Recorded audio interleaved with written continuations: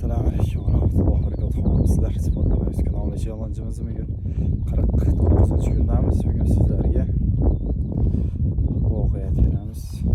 Shayx Akif hazratlari derazadan tashqariga boqqan holatda qalbi bilan bir so'zlashib turar ekan.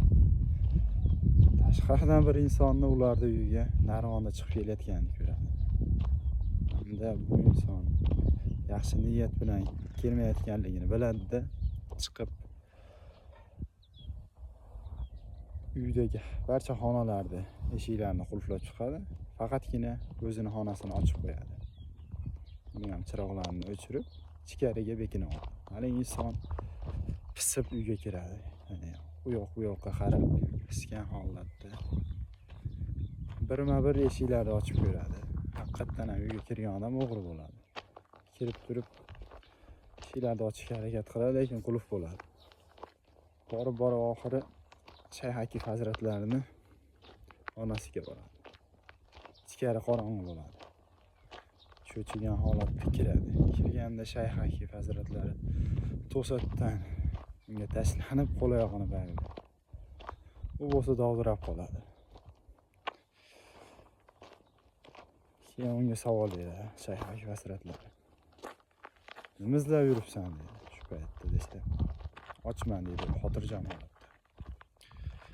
Shayx Akif hazratlarining muomalasi o'zgaradi unga nisbatan. Ya'ni qo'llarini yechib oshxonaga olib boradi. Uyda nimaki bo'lsa, ya'ni oshxonasida barcha narsani uning yoniga qo'yadi, birgalikda ovqatlanishadi. Undan keyin tashqariga chiqishadi, yotoqxonaga borib, bu seni joying, buni seçsa meniki deb turib, yotadigan joyini ko'rsatadi. Ya'ni tunashga bir joying bormi demaydi hamda, bu seniki, bu meniki deb turib, unga joyini ko'rsatib dam olishadi. Oradan 1-2 soat vaqt o'tgandan keyin bomdod kiradi. Bomdod namozini o'qishadi. Undan keyin Shayx Akif hazratlari o'z qo'llari bilan holva tayyorlaydi hamda birlagan. Uni bozorga olib borib sot deydi. Men pishirganimni aytsang, hamma oladi deydi. Shu asnosida bir 3 kun o'tadi. 3 kundan keyin unga ancha-muncha o'rgatadi holva pishirishni. Ana endi holva pishirishni o'rganib oldim deydi. Endi o'zing olib borib sotsang bo'ladi deydi.